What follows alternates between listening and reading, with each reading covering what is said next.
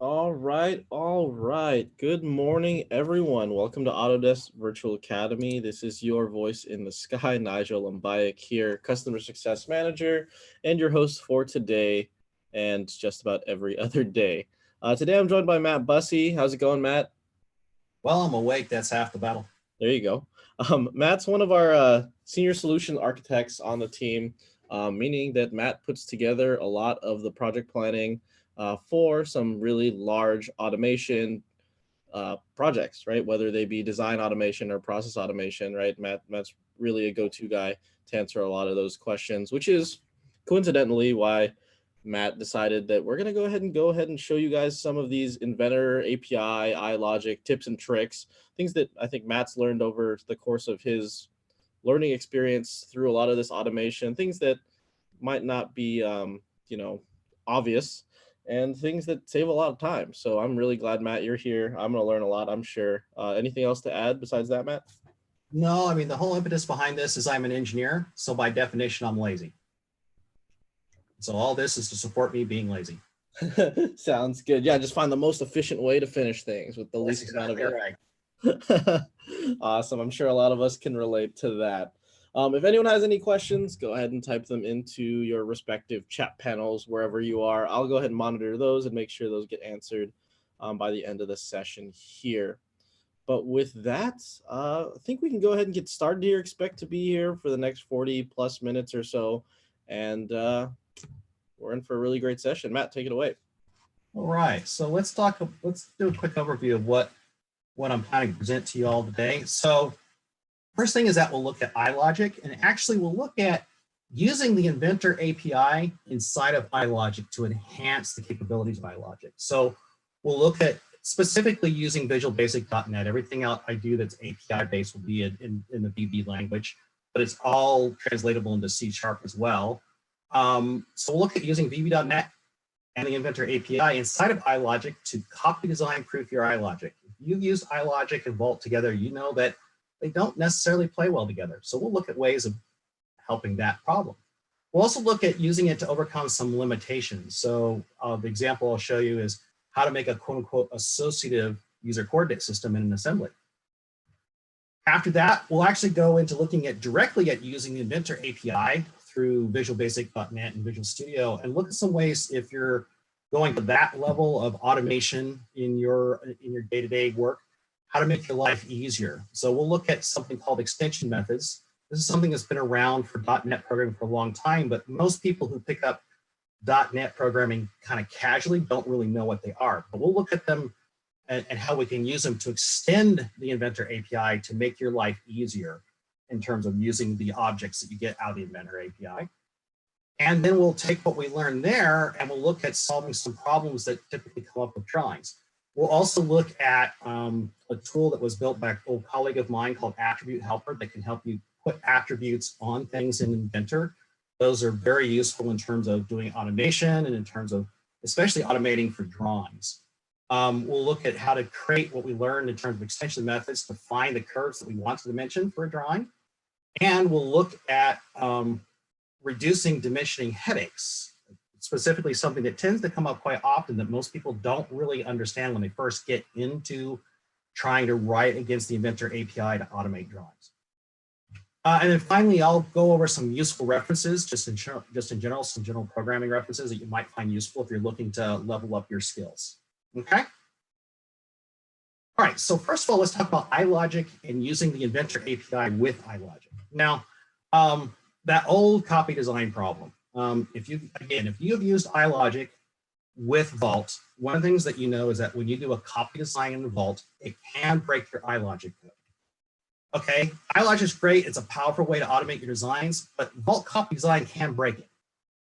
And why is that? Well, it's because of file names typically. There could be other reasons, but this is the most common one. So in an example, this is an iLogic command parameter. This is you typically use, like say in an assembly, to pass a value to a parameter in a child. So in this particular case, I have a child named sliding door frame. I want to pass to its parameter name height, my own parameter name height.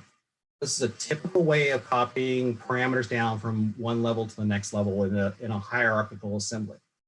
Now, why does this break? Well, it's because when you come in and do a copy design, what happens typically? Well, typically the file name of the child changes. But if this is hard-coded into your iLogic, this name, Vault doesn't have the capability of going in and understanding that this is supposed to be a file name, one, and two, knowing what it should change it to. And to be honest, even if it did have that capability, you probably wouldn't want it to do it on any large, complex type of iLogic. I don't know about any of you, but have you ever used things to try to automate fixing your code? Yeah, sometimes they work, a lot of times they don't. So how do we overcome this problem then? Because we would like to use iLogic and use it a lot. We also would like to use Vault and use it a lot. We also like to reuse our designs and reuse them a lot. So how do we fix this problem? Well, we use a little Inventor API in VB.NET inside of our iLogic. And so let's start off and I will show you that. So here's an example of a component that I created. This is going to be a library component I'm going to reuse in my automation or in my designs day in and day out. This is just a simple sliding door, okay? It's a two-part assembly, and the parts it's made up of are this frame that you can see has a stationary pane of glass, has some grooves in there for the sliding door, and then the actual panel itself, okay? Now, in here, I've already got some iLogic set up for each of the individual parts, and they do some kind of nifty things. So, for example, if my sliding door is supposed to be on the interior or the exterior, it will change which side the handle is on. If I come in here and I change the height, it will change the height, etc. So, some typical things that you typically expect with using parameters and using some iLogic. The iLogic code in here is pretty simple. It's saying, hey, if my slide door position is interior, then set this feature, suppress this feature or activate that feature, et cetera, et cetera. Same thing with the sliding door frame. It's also got some parameters, some identically named parameters actually for like the width, depth, height, and frame depth.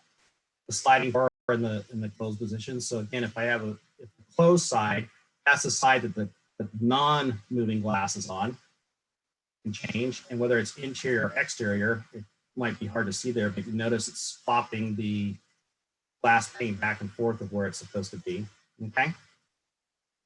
So what I want to do is I want to come in on my sliding door and I want to have this be able to update itself with all of that, okay? So typically what we would do is, let me come in here for a second. In this, I also have basically the exact same parameters with the exception of one of them that I can pass down, okay? Now, typically the way I would pass those down in iLogic is do a command like this: parameters, sliding door frame 1, height equals height, okay? So that's the only one I've got set up right now. So if I come in here and I change this to 90, right now it's only sending it to the sliding door frame. It's not sending it to the other panel, but you see how it's passing it down, okay? Now, oops, there we go. Now, if I went into my iLogic and I, again, hard put all these things in, that would all work until I do a copy design.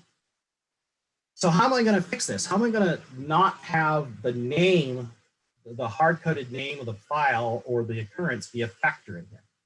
Well, this is where I can come in. I can use a little bit of VB.NET and a little bit of Inventor API.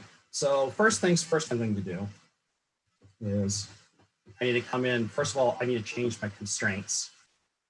So one of the things that I have in here is I have constraints for this sliding panel to change which side it is attached to, okay? So if I come in here and I change in, I go to interior, you notice that it's moving things around in terms of it's actually suppressing and unsuppressing constraints to move the door around. Okay, that's all basic iLogic. None of that is Inventor API, okay? These are all iLogic commands pretty much. Now it's for passing the parameters down, that's where I want to get something that's a bit more robust. So this is what I can do. I can come in and I can write code like this. One of the Great things about iLogic. Original iLogic, you couldn't do this, but in current modern iLogic, you can. You can actually write VB.NET commands in the iLogic code, and it will execute them. And you can execute them against Inventor API. So this declaration of dimension and O assembly doc as an assembly document, that's all Inventor API. Okay. O assembly this document, guess what? That comes from iLogic. Same thing again here, creating a component definition. Assign a component definition, again, the O assembly doc, that's iLogic. Okay. So we're coming in here, or actually, I'm sorry, that one actually is Inventor API. So then when I want to set the parameters, this is what I can do. I can create a VB.NET for each loop. So basically, when you have a component definition of an assembly, you can get something called occurrences off of it. Zoom in there a little bit. Occurrences basically is a collection of all the child occurrences, so inside of this assembly. And so I can go in a loop. So for each loop, I can get each component occurrence one at a time. Once I have that component occurrence, I can then use the iLogic parameter, okay?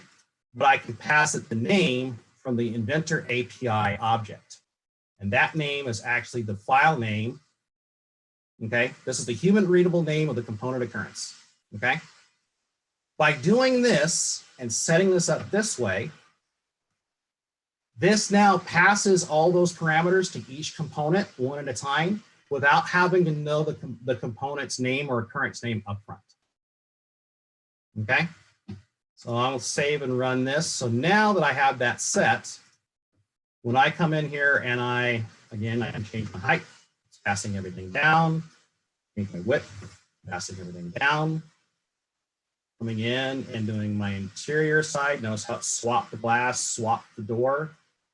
Do it to the left, swap the glass, swap the door. All right. All that is well and good. Now, here's the real test. I go to my vault. Well, first I gotta actually log into my vault.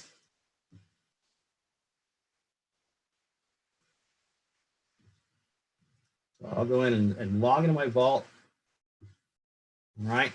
And let me go up here. We'll find this in my vault under assets right now. See, everything's checked out. It's waiting to be checked in. So I will come in and I will check this in. That is Inventor API to iLogic. All right. I've done that. We're going to check everything in. Now that everything's checked in, what we're going to do is we're going to do a copy design on this. Okay. Copy design. All right. We're going to come in here. We're going to copy these to the output folder. And then I will come in and I will do the, okay, yes, the naming here. Let's do a find and replace instead of copy of. We'll go ahead and put demo underscore. Replace all those. That's good. We'll run this. All right. Now if we come over here to output, here's my ABA demo. So I'm going to go ahead and I'm going to get that and check them all out. Bring them down. Okay. So now I come in here. I could have opened it from Vault, but I'm a little old school. Sometimes I just open it locally like this. If I open this up now, I'm sure we can all agree the names have all changed. Okay. But my iLogic code did not break.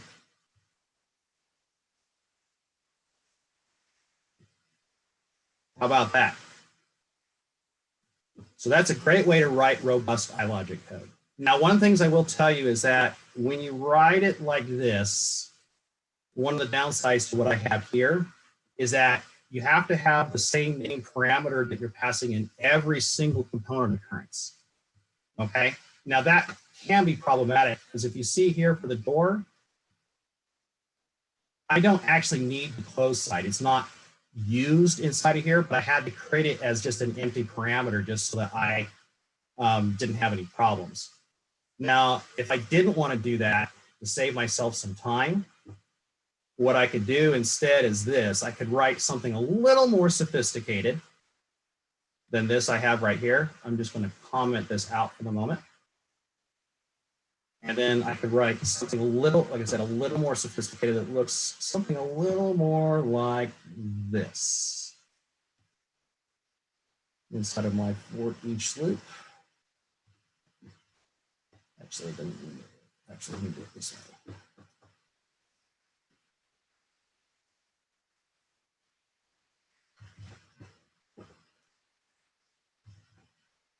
So this is a little more complicated, but basically what I can come in here and do is come into each occurrence, get its parameter list, and I have to know whether it's a part document or an assembly document in order to get the parameter list correctly. This is the way that these things work in the Inventor API. Won't go into depth of why it works that way, but this is it. Also, don't worry about if you want to get this code. We will provide a way for you to get this source code at the end. And then you come in and you do what's called a try catch. Basically what this does in Visual Basic is it says, hey, try to do this. And if you can't, then do this if you catch an error. Okay? So in this particular case, we know that closed side is no longer in my door panel in here. Okay? But if I come in here and I run something, let me change this like interior. Okay.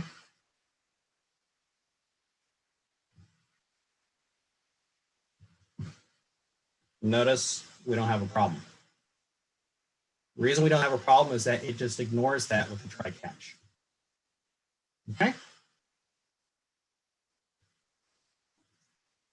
All right.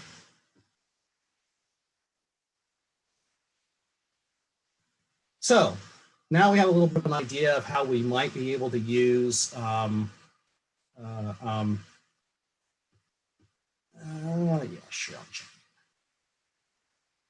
use Inventor API with iLogic to overcome some problems. Let's look at another way of being able to utilize this. Now, one of the things that for us here at Katib, when we're doing large, sophisticated automation projects, it's very common to need a common way of taking piece parts or sub-assemblies and inserting them into larger assemblies using a known coordinate system, okay? It's also very common for us to have customers who, when they created their parts that we're trying to reuse, that they created it off of an origin that doesn't really work for how we need to position. So in this particular case, this door assembly, it was created with the origin point back here, okay? But the truth of the matter is that that's not the insertion point that we need to use for our automation. We actually need an insertion point that's on the opposite side. But the problem with that in the case of an assembly is that since the part itself is anchored to the origin here, whenever it changes sizes, the point on this side is always moving back and forth. So if I want to use a UCS at the assembly level, I can't anchor it there and have it move there, okay? But what I can do is this. I can come in at the part level and I can create a UCS here that will move with that. That's an associative UCS. It's actually associated with this vertex right here around the corner. So when this changes width, let's see, get this out of the way, that UCS will move around, okay? So in here, again, let's make this 90 so everything's all, whoops. I haven't fixed this one yet. Sorry, give me a second here. I forgot to copy and paste this into everything.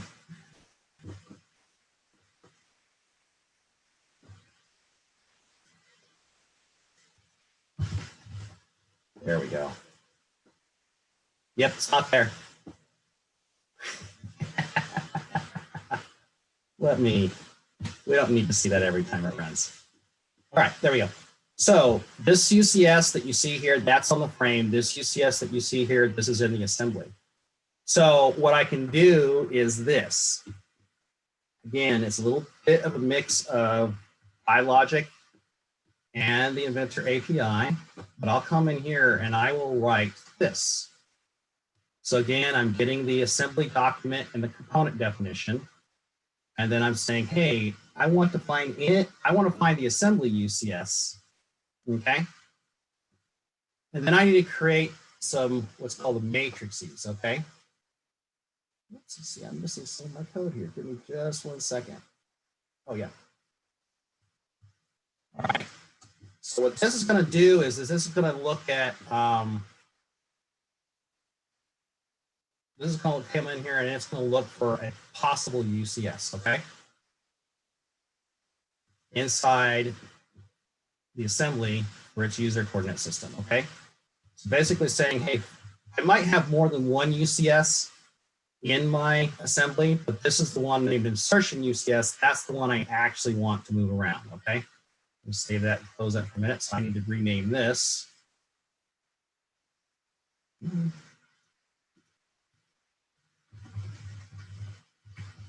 we go, to insertion UCS. Okay. So this will come in and it'll find my assembly UCS, okay, out of all the possible UCSs. Now, this little bit of code here, what's going on is now I'm going to go in and look up all of my occurrences, all of my children, okay?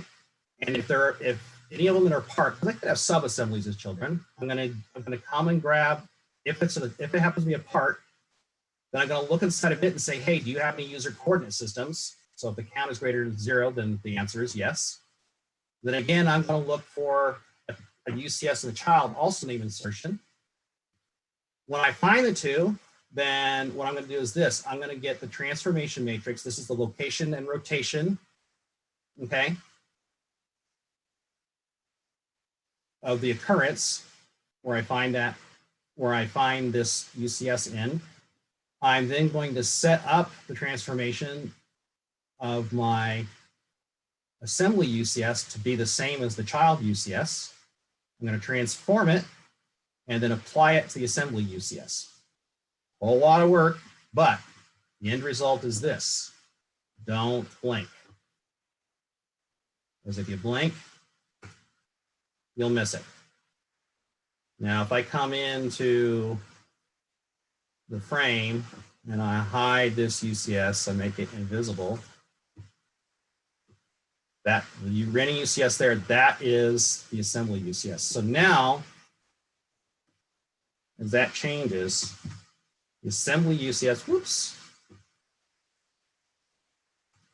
Here we go.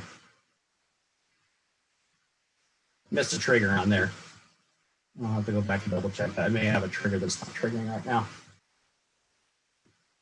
Or it may just need to catch it. Yeah, I've got triggers turned off. Apologize with that. Anyways, so Nigel, do we have any questions on that in terms of using the Inventor API with iLogic to help get you some things done? Yeah, there's a couple here. There's one from a good friend here, Andy. I guess he's referencing when you use the for each loops. Asking, won't the for each loop interfere if you add a new part that has the height parameter but is not related to the height of said frame? Yeah, you have to be careful with things like that to make sure that you've got your names well defined and delineated between different things. So yes, you do have to take that into consideration.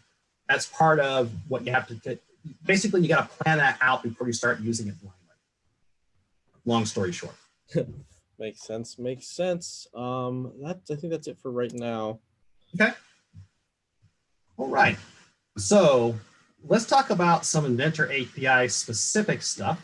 Okay. Let's see. Oh, I meant to show. I forgot to go back to my presentation. So yeah, whoops, I can go the right way. So yeah, obviously with the UCS, we just talked about that. So a bonus tip here, if every once in a while, we have some hardcore programmers slip in. Most of our customers tend to be, mechanical engineers, mechanical designers that have picked up programming along the way. But every once in a while, we'll have customers where it's the opposite. They're hardcore programmers that have picked up a little bit of Inventor along the way. So for you hardcore developers, just so you know, you can write link queries in the iLogic code. For those of you who don't understand what that sentence means, don't worry about it. You don't need them. But I'll explain what they are just so you know. For each loops, one of the things that when you're doing a lot of development, one of the problems with especially large for each loops is that it can be hard to understand what's going on in terms of what's the logic that's being done.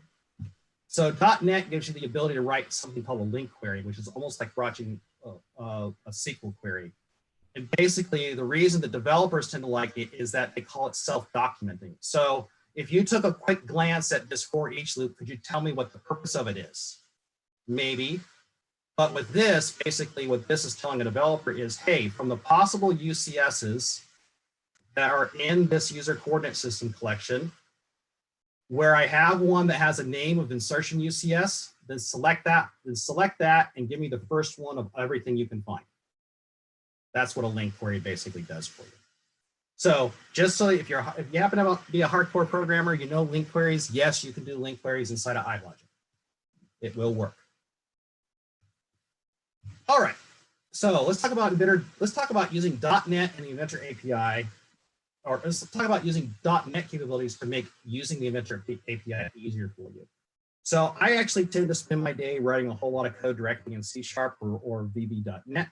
I do also write things in iLogic, but we tend to, on our larger projects, use them with each other. And so one of the things that we like to do is try to make repetitive tasks or things that the Inventor API doesn't necessarily make easy a little bit easier for us. One of the ways we do that is we create things called extension methods. Now, I'm not going to go into detail of what extension methods truly are. If you're interested in that, I'll give you some references for some books at the end where you can go digging into this. But basically, an extension method, it's a compiler trick. Basically allows you to add functionality to stuff you didn't create. Okay, so let me give you an example. I'm going to show you how to add rounding to a number object in .NET to give you a simple idea of what an extension method is. I'm going to show you how to create that now, but we'll come back to actually using it later. Okay, so I'm going to come into, I've created a simple project here. Right now, I've got some code in here that I'm going to re-enable here in a minute. But the first thing I'm going to do is this. I have some extension methods I've already created in here, but I'm going to create a new one just to show you from scratch how to create one. Actually, let me do it from up here. And get that stuff out of the way so it's hidden. So first of all, if you're in a .NET program, you've set something up, you have to, if you're in Visual Basic, this is the syntax, you have to import the system.runtime.compiler services. This is required to create what's called an extension method. So to create an extension method, you can do this. You basically start a less than sign. It should automatically put the greater than sign here. Extension, all right? And then after this, you start writing a standard function or subroutine as normal, okay? We'll call this one round. And say a number as double, okay? And it's going to return as double. So this is going to create a basic function, okay? And you notice that function, I'm passing in one argument and it's of type double, all right? So what I want to do is I'm going to, let me pass in a second argument here. Digits as integer. All right. Now, so far, this looks like a normal function you would write in any kind of Visual Basic code, any kind of C# code, all right? And I don't want to try to remember this off the top of my head, so I'm going to actually go find this for myself so I'm actually doing it correctly. There we go. So basically what I want to do is I want to round this, but I want to round it to a number of significant digits. And there's several different ways you can do this, but this is the basic function call that you would do. Whoops. You would take a math function in this case. Oops, that's not the round, that's the ceiling. I grabbed the wrong one. Give me a second.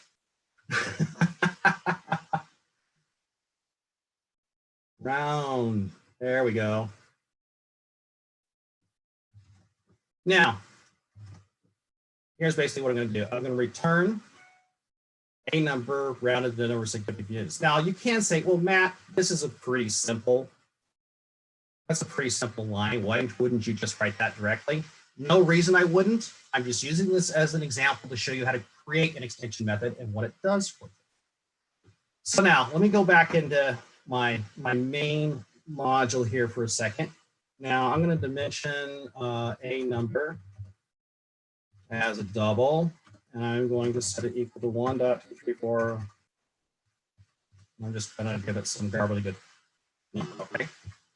And I'll do a console.write line. This is a console application, which means it'll bring up a Windows command prompt. And I'm just going to write to that. A number is plus a number to string. Okay. Now,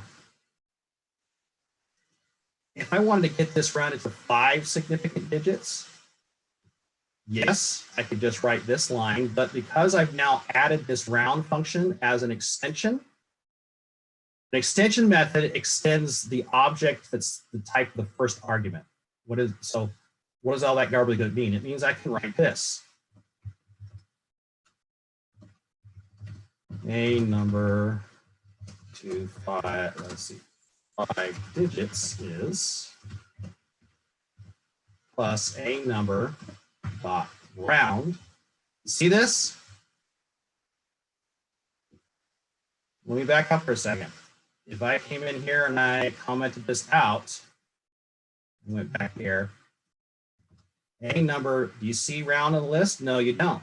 An extension method actually adds what you're creating to that object, so it's available to reuse as part of the object. So one of the real advantages to doing this is that if you have to write kind of complicated things that you're doing over and over again that are always doing the same type of object, you can create them as extension method. Then you never have to remember, well, what was the name of that? How do I get access to it? What arguments do I have to pass to it? And again, to string. So when I run this, whoops, I should put a pause. Oops, let me put a pause in there. I gotta actually have it stop so you can see it before it closes. There you go. Okay, so that's what an extension method is. That's what it can do for you. All right, so now what does this have to do with the Inventor API? Well, I will show you. Quite often there can be really tedious tasks that you have to do over and over again in the Inventor API that you go, oh, why can't there just be a shortcut to this? And so I'm going to show you one of those right now. One of the more common things that we have to do is we have to get the file name of an assembly occurrence. Getting the file name of the document that created the assembly occurrence, you actually have to go through a lot of hoops to get to that. And having to remember those hoops can be kind of a pain, to be honest. So what I would love to be able to do is I would love to be able to write code that looks basically like this. So if I wanted to get, let me come into, if we're looking at this simple assembly, there's only 2 parts in here, okay? But imagine if there were like 50 parts or 100 parts. If I wanted to get the file name for each one of those, I would usually loop through them. And what I would love to write is something that basically looks like this. So I want to get the active document, and I would love to, if it's an assembly document, then I would love to come in and I would like to find each child occurrence, and just for that child occurrence, just get the document file name. This function doesn't exist. You can't get the document file name directly from the child. Matter of fact, if I come in here and start, well, let's see, did I? Oh, I did. I have them in here. I forgot. This is stuff I hid. I was testing it this morning. I forgot to hide it. Let me hide this so it's not there. There we go. So, see, that stuff doesn't exist. My doc doesn't exist. Matter of fact, this stuff right here doesn't exist either. So I can write extension methods on Inventor, on the Inventor objects, and I have a few of them that I've written here. So the first one is this, is if I want the document name of the file that created this occurrence, I can write an extension method that's basically returns a string. And what does this extension method do? It comes in here and says, okay, first of all, is this occurrence, is it a part document or an assembly document? And if it's one of those documents, then get me the definition, the document. So usually what you have to do is you have to go into the occurrence, get the component definition, get the document that created the component definition, do what's called a cast. That's what this C type does. You have to cast it into a part document and then get the full file name. But what if it's an assembly document? Because I don't know if an occurrence is assembly or part when I first get it. Well, then I have to start doing a select. So this encapsulates all of it. In the case it's not a part or assembly, it returns nothing. Okay. So now that I have that as an extension method, when I come in here, oops, find the right one.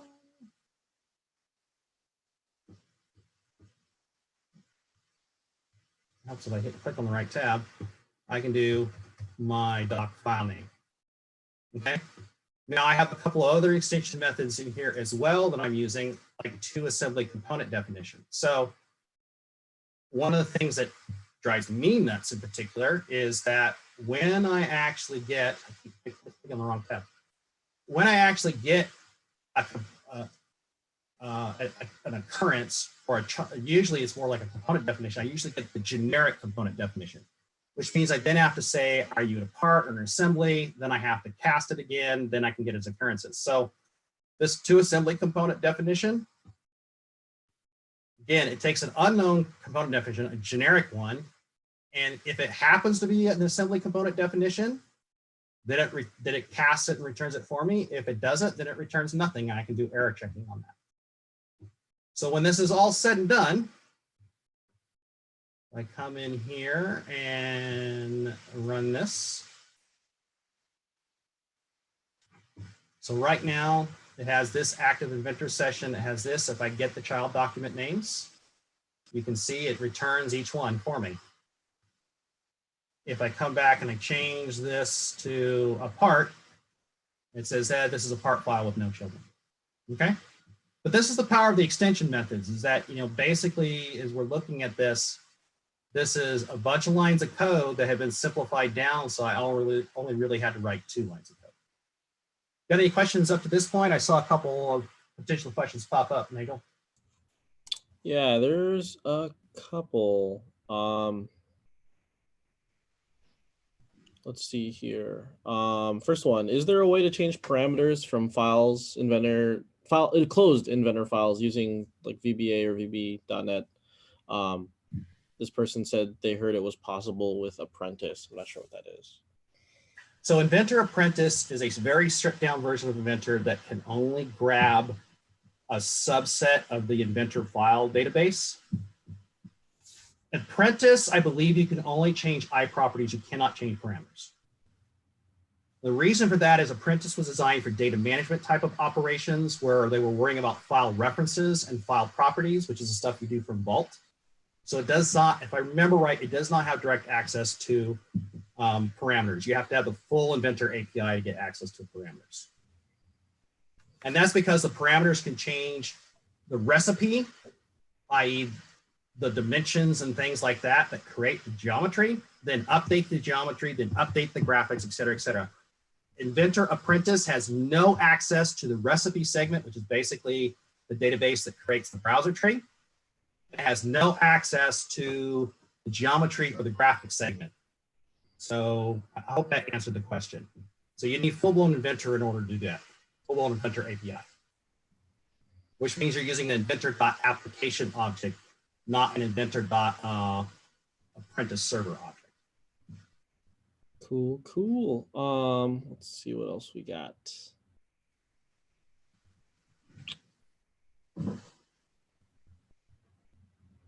What if it's connected with Excel to change the parameter? So if it's connected with Excel to change the parameters, I would probably write VB code that's manipulating Excel directly rather than the Inventor parameter.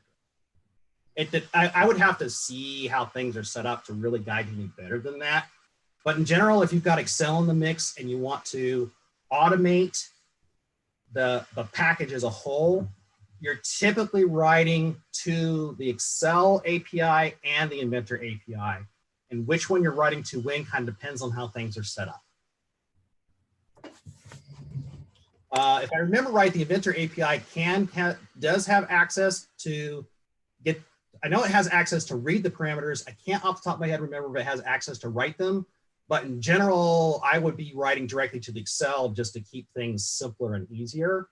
But again, it does depend on how things are set up, what kind of performance you're looking for. The other thing is that in general, we only do that if we absolutely have to because that's a customer requirement.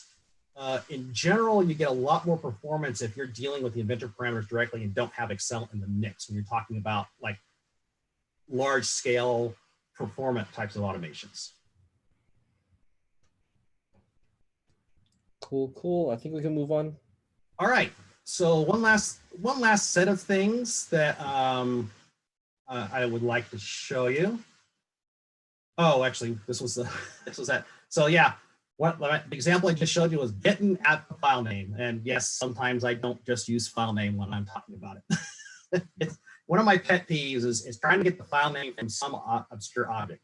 Now, drawings, making your life easier when you're automating drawings. Now, some of this, if you've played around with the Inventor API, you know about, but I run into people all the time who don't know about attributes. They're a fundamental part of doing Inventor API work on top of Inventor. The idea behind an attribute is basically a tag. It gets put on basically anything that can be done inside of Inventor. And you use that tag to go back and find it later when you need it. Now, one of the things that causes a lot of people heartburn, especially when they're starting out learning the Inventor API, is how do I get the attribute on the object to begin with? Because attributes are not exposed through the user interface at all. They are 100% completely hidden from the day-to-day user. They are only meant to be used by programmers using the API.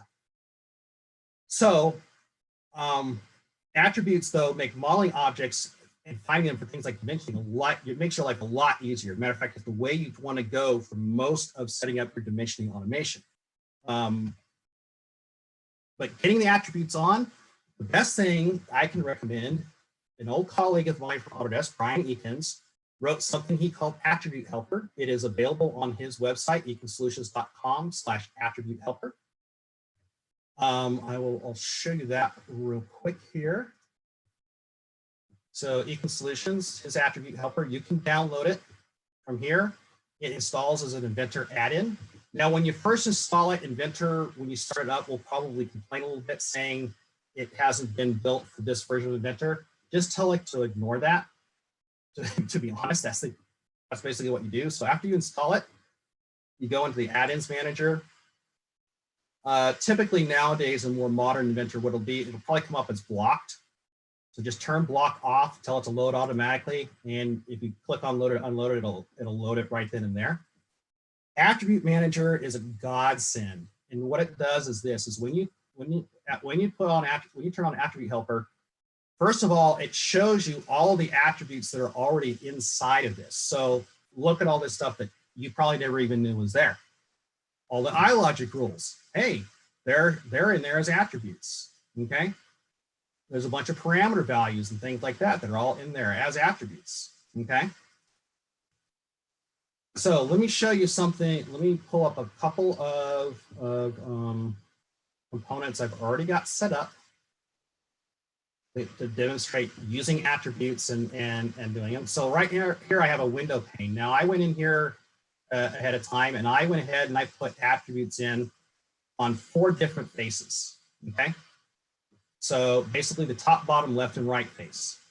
Attributes have 3 pieces to them. There's something called an attribute set name, okay? Then there's the attribute name and the attribute value. So if I look at this right here, I know it's probably hard to see because the font's really small. So let me do this real quick. I don't have the zoom on my. Things are kind of, never mind. Things are kind of screwed up there. Anyone remember, Nigel, do you remember how to turn on the zoom thingy on Windows? I never remember how to do that. Magnifying glass. Ooh, I don't usually. All right, there it is. Okay, there we go. I usually hit. Oh no, never mind. Oh, that was a bad idea. Oh, hold on. Gotta unzoom. I gotta kill it because it's. I can't figure out how to turn it off. The escape key won't turn it off. I never. Uh-oh. I apologize, but this is just, there we go, magnifier, go away. Thank you. Oh, this is why I never use it. Anyways, the attribute set name is like a namespace if you're familiar with that concept in programming. The reason to have it is there could be other attributes on here put on by other Inventor applications. You want to keep yours unique, okay?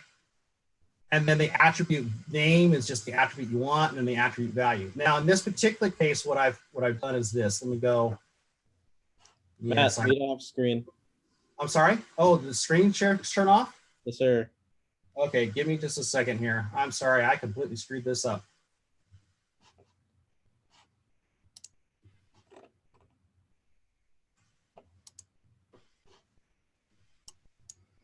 I also had to kill my Inventor because it got screwed up by that. Remind me to never do that again during a presentation. That sounds good. Magnifying glass, bad.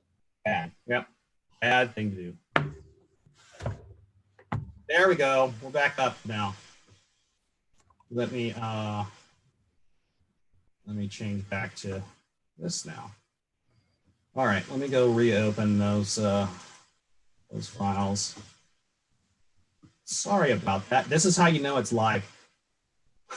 We're live. We're live. We're live, Dan. Kind of unrehearsed.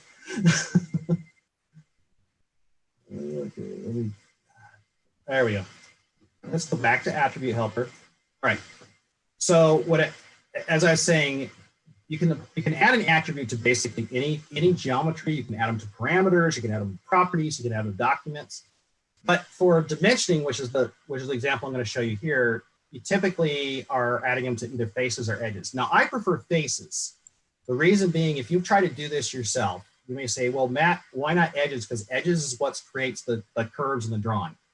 True, but edges also tend to be the most fragile. They're the ones on an update of model geometry can be destroyed and created faster, which means that if they get destroyed and created, your attribute goes away. So I tend to attribute faces and then go find the edges of that face. So in this particular case, on this one, on this window, I've got a Y face set to lower, which should be the lower face, a Y face set to upper.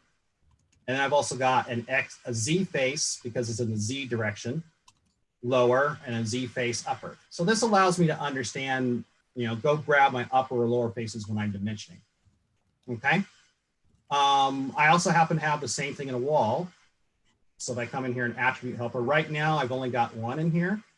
I have my Y origin because I want to use the wall as my quote unquote origin for dimensioning. Now all I'm missing is a Z.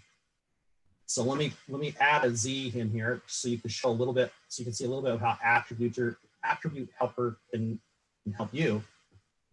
When it's activated, you can come in and select a piece of geometry, right click on it and add an attribute set. In this particular case, the attribute set name that I want to create is always dim set. Okay, that's my name that I'm using to make sure that my attributes don't conflict with any other programs. Once I've created that, then I can add an attribute. And again, I'm going to call this one origin. And I'm going to set its value to Z. So basically, this is an origin face Z. And it's the Z origin that I want to use for dimensioning. Okay, close. All right, so that's added that attribute into this wall. Any questions on any of that real quick before we move on? So I'll show you how to use the attributes in a minute, but using attribute helper that Brian created, you don't have to write code to add attributes, then to just try to debug and test them. You can use his tool to add your attributes right away. Okay. All right, now that we have that, now let's go in and let's do a little bit of drawing automation here. Now I already have a drawing set up for this, because basically these pieces that you're seeing, I am creating to use as part of an automation for a company that basically builds clean rooms from piece parts, from basically off the shelf kind of Lego blocks. So in this particular case, I have actually started the wall of a room and I put 2 windows in it. I did this mostly for testing, so we'll go look at this assembly. So this part is this window is basically constrained to two openings. Now the openings, just so you know that there's no magic up my sleeve here in a minute, I want you to see this. These are set so that basically these lines are collinear with each other. Okay, they're all set at the same height. Okay, that'll be important in a minute. Just keep that in mind that I'm not cheating here. These windows are the exact same instance of the exact same part. They're constrained directly to the bottom of those window openings. Okay. Now, what I want to do is this. I basically have 2 curves here. I want to show you how high the bottom of the window is. That's what the first bit of my automation wants to do. And I want to show it off of this line, okay, my origin. Now, depending on which side I put the dimension on, whether it's the left or the right, if I do this manually, as a lot of you know, if I was going to put the dimension on the right, or on the left, I wouldn't grab the one on the right, would I? That's really not good dimensioning practice typically. Typically, what you want to do is you want to grab that line and that line. That's where you want to have your dimension off of. And then you can put like typical or things like that on it. But the best practice is you really don't want the extension line running through something to something next to it if these truly are at the exact same level, which they should be. So here's one of the problems that you run into with drawing automation. Computers are dumb. It's basically what it comes down to. So let me show you a little bit. Now, there's going to be a few things I'm going to do in here. I'm going to copy and paste a whole bunch of stuff, and then I'm going to copy and paste a whole bunch of extensions that I've pre-written, especially given that we're almost out of time. Basically, I've created a whole bunch of extension methods that allow me to do a whole bunch of things for my programming very simply and help me debug my drawing code. So give me just a second. I'm going to actually wipe this out. Paste there. There we go. All right. So what have I created? So first of all, I'm going to get the active document and see if there's a drawing type. I need to get the drawing document, the sheet, and the view that's on there. And then I want to find any of the drawing curves that relate to those attributes I showed you. So the dim set origin Y and the dim set Y face lower. Okay. So I wrote this find curves by attribute. That. It basically, it takes the view and I give it the attributes I want to do, and it does a whole bunch of magic to go in and find everything that has that attribute and hand me back the drawing curve. Don't have time to go through the code now, but you will be getting access to it at the end of this. Now, one of the things so this is great. This allows me to come in and find all the drawing curves that have that specific attribute and let me sort through them after I found them. Because remember, each window is going to have a Y face lower. So I got to pick between the two. I also want to know what it picked to begin with. One of the things I always hate in drawings when I'm debugging them is I don't know what curve I picked. This doesn't tell me anything. So I wrote a little code here that I call debug fake highlight. It uses what's called a compiler directive. So basically it says if I'm in debug mode, go in and do this. If I'm not in debug mode, if I change to release here, you'll see it grays those out. It means it won't operate those lines on a release. So I can use it for debugging, but not for release, which makes my life a lot easier. And then the next thing I'm going to do is I'm going to check and see, because I know it will find those 2 lower edges. The question is, are those 2 lower edges actually the same height? Anyone want to bet if they are or they aren't? First of all, I'll make sure that is in there. Second of all, I'm going to break in here just in case. I'll run this. Drawing dimensions. So first of all, you see it came in, it selected that line on the bottom from its attributes. Those 2 lines, my fake highlight is what highlighted them for me, changed their color temporarily. But you will notice that it says curves are not at the same height. Well, why not? I come in here and I look at this, I'll do what's called a watch. Oops, pause this first. If I come in and look at this, you'll see why. Whoops. Actually, let me rerun this. Hold on a second. Yes, I know. I'm going to rerun it. I'm going to stop it at an earlier point. Come on. Dimensions, we'll do that again. Now let's look at this. If I look at this, it's 28 point blah, blah, blah, 6928 is the last 4 digits on there of one curve. The other one is 6924. Well, we have lovely computer rounding errors. So remember when I say we would come back to our little rounding routine, why did I bother writing that in the first place? Is so I could remember to do this when I'm in drawings. So one of the things just to keep in mind is that when you're trying to find curves to decide which one to use, and you're kind of comparing them by their start points or their end points, just remember that almost always in drawings, because of rounding errors from converting from the model space to the view to the sheet coordinates, you're going to get rounding errors. Round up to something that's a few less digits, and that way when you do your comparisons, are they really at the same height? Are they really at the same position?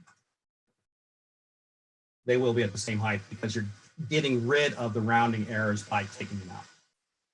And that does it. That's everything I wanted to show you today. Barely in time. Before we get to our final few questions, first of all, if you want to learn more about automation, we do have a couple of events coming up.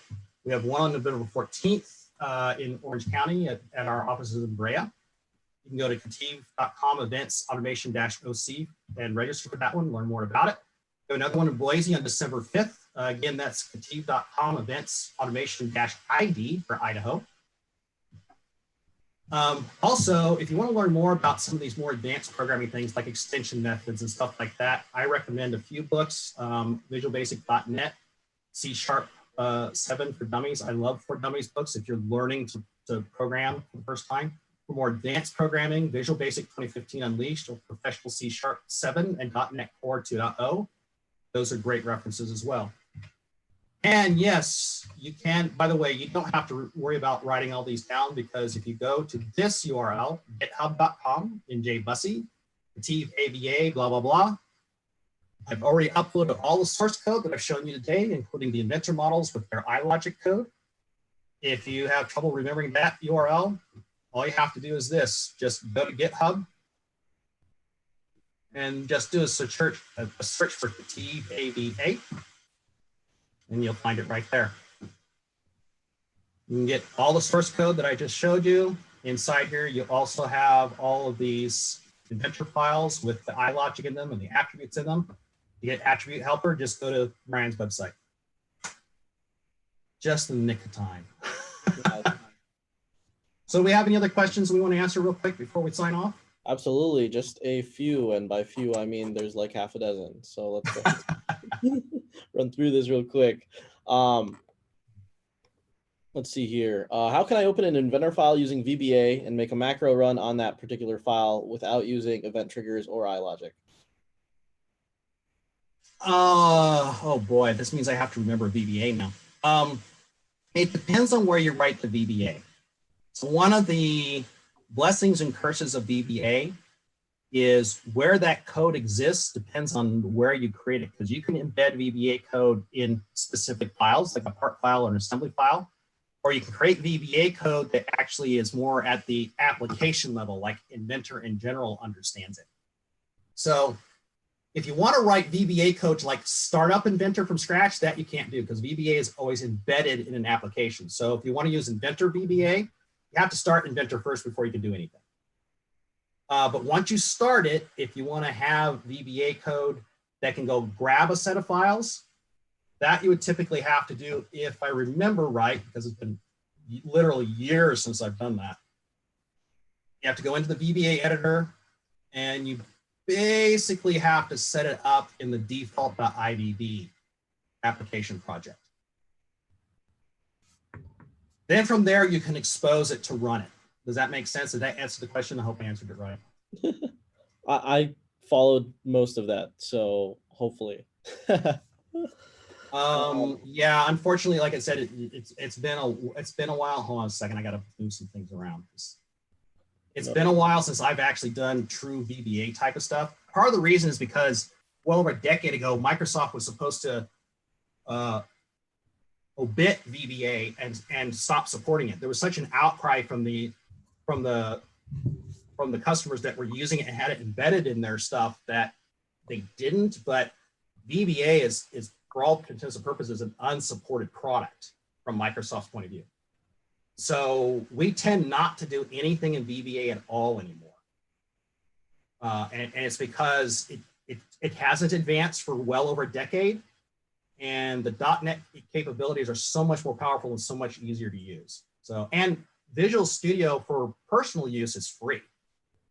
And for professional use, honestly, Visual Studio subscriptions are trivial compared to what they were even 5 years ago in terms of costs. So.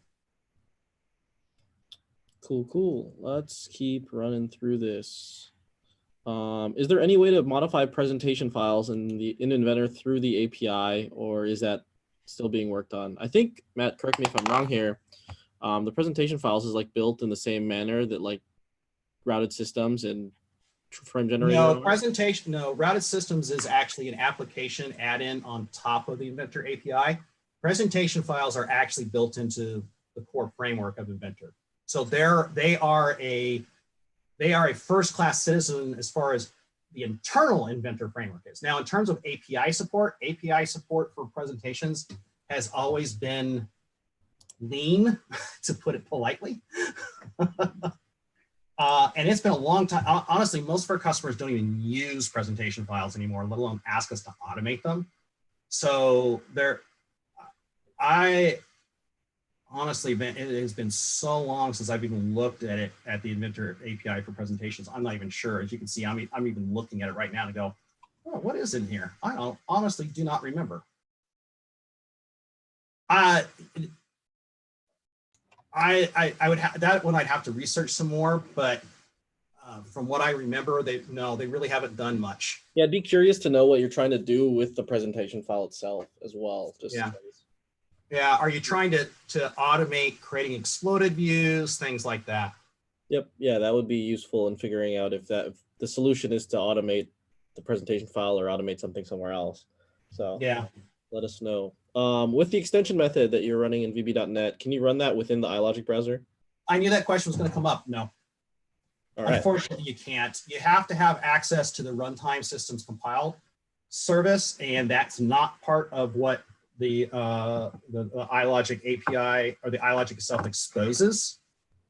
So because iLogic, what it's doing is it's doing runtime, real-time compiling of the code that you've written. Basically, that's an oversimplification, but you basically think of that way. The trick I use to show you extension methods, that's doing it as part of the static compile when you do an actual build.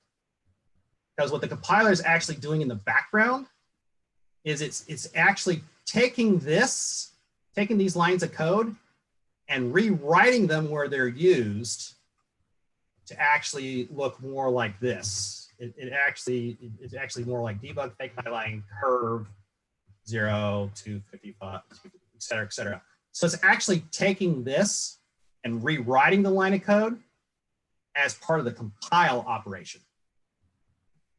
So if you don't have access to the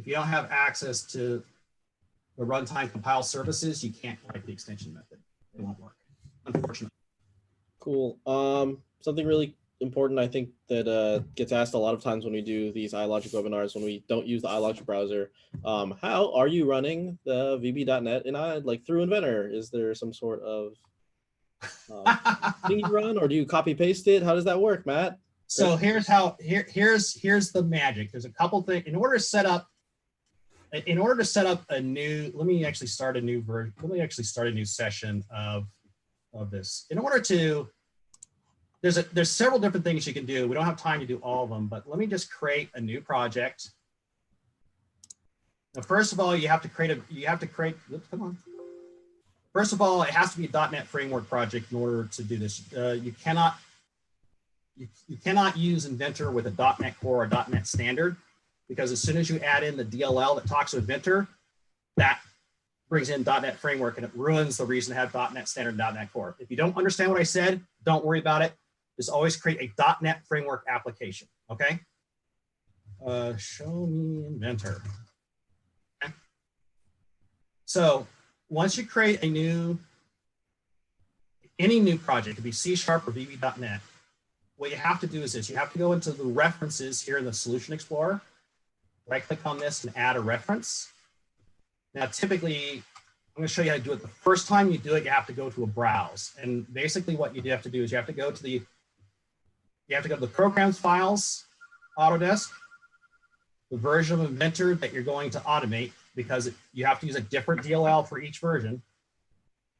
Bin, not forget where it is. Interop. There we go. Yeah, bin public assemblies. The Autodesk Inventor Interop DLL, that is the DLL that allows you to communicate to Inventor. So you have to add that to your project, okay? If you don't have that, you can't do anything through the API. The second thing is, well, that's great. How do you connect to Inventor if you create a program that runs outside of Inventor, which is what I've got for you, okay? So you have to basically do this. You have to have the system runtime interop services. You have to import that, okay? You have to create a variable that is an Inventor application object. Once you have the interop services in, you can do a Marshal command, .get active object, and as a string, tell it to get inventor.application. If Inventor is running, it will grab the running session of Inventor and assign it to this Inventor app object, okay? Once you have that application object, you can use that to start grabbing the things from inside of Inventor, okay? So for example, in my test form here, to get the active document, I send it that application object that we just got from the Marshal command, .active document, and that gives me the active document, and then you can go from there. Now, this is one of many ways you can get into Inventor and start working with the Inventor objects. There are a lot of different ways as well, but to get Inventor up and running, or to grab an already running session of Inventor, you have to use Marshal. To get Inventor up and running, if it's not running at all, you have to use a slightly different path and a slightly different command than using the Marshal. Awesome. So glad we could answer that question. I know that's something that gets asked all the time. It's like, wait, that's not being written in Inventor. How in the wide world of imagination do you do that? So cool. That's the last question I'll take for now. If your question wasn't answered, go ahead and email us and we'll go ahead and sort that out. I don't want to run too long over time here. But just want to let you all know that those automation events are happening. If you don't happen to be in California or Boise in those time periods, let me know, and I might be able to set one of those presentations up with you and your company separately if you can't make those. So just let me know, and I'll get that all squared away for you. But again, Matt, thanks again for joining us this morning. I know we're on super time crunch. You have to work super fast going through that. So if anyone has any questions further, go ahead and email us. And and before I forget, by the way, if you go out to this GitHub site, not only does it have the source code, but it also has a text file that has all those books and links to those books in them as well. Cool. As well as a link to Brian's website for Attribute Helper.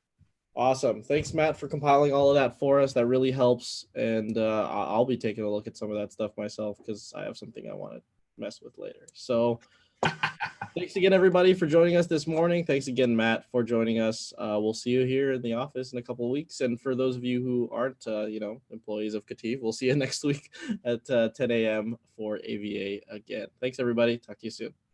Bye.